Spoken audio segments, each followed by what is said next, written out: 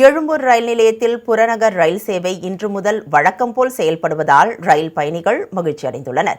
சென்னை எழும்பூர் ரயில் நிலையத்தை நவீனமயமாக்கும் திட்டத்தின் கீழ் மின்சார ரயில் நடைமேடைகளில் பராமரிப்பு பணிகள் மேற்கொள்ளப்பட்டன. இதற்காக கடந்த பிப்ரவரி 20ஆம் தேதி முதல் ஏப்ரல் 5ஆம் தேதி வரை 45 நாட்களுக்கு புறநகர் மின்சார ரயில் சேவையில் மாற்றம் செய்யப்பட்டது. இந்நிலையில் எழும்பூர் ரயில் நிலையத்தில் அனைத்து பணிகளும் திட்டமிட்ட நேரத்திற்கு முன்னரே வெற்றிகரமாக முடிக்கப்பட்டதால் இந்த தடை முன்கூட்டியே ரத்து செய்யப்பட்டு இன்று முதல் புறநகர் ரயில் சேவைகள் மீண்டும் முழுமையாக செயல்பட தொடங்கியுள்ளன.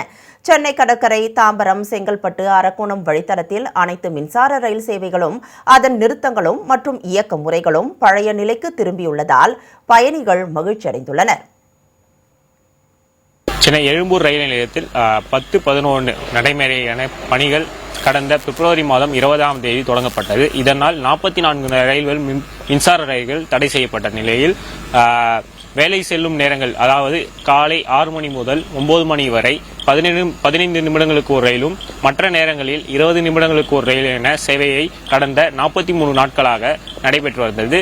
ஏப்ரல் 5ஆம் தேதிக்கு முன்பாக 2 நாட்களுக்கு முன்பாகவே இந்த பணிகள் முடிவடையப்பட்டு இயல்பு நிலைக்கு தென்னக ரயில்வே அமுல்படுத்தியுள்ளது. இன்று முதல் காலை 6 மணியிலிருந்து 10 மணி வரை 5 நிமிடங்களுக்கு ஒரு ரயிலும், மற்ற நேரங்களில் 15 நிமிடங்களுக்கு ஒரு ரயிலும் இயல்பு நிலைக்கு திரும்பியுள்ளனர். கடந்த 1 மாதம் காலங்களாகவே ரயில் சேவை குறைக்கப்பட்டதால் அதிக கூட்ட நெரிசல் காணப்பட்டது. தற்பொழுது இந்த ரயில் சேவை இயல்பு நிலைக்கு வந்ததனால் கூட்டம் என்பது குறைவாக காணப்பட்டு வருகிறது. வசந்த் செய்திகளுக்காக ஒளிப்பதிவாளர் செந்தில் பாண்டியனுடன் செய்தியாளர் மகேஷ். அதாவது 5 நிமிஷத்துக்கு உத்தரம் வர்றதால கொஞ்சம் கூட்டம் நெரிசல் இல்லாத ஃப்ரீயாக இருக்குது. 1 மாதம் போயிட்டு வந்தது.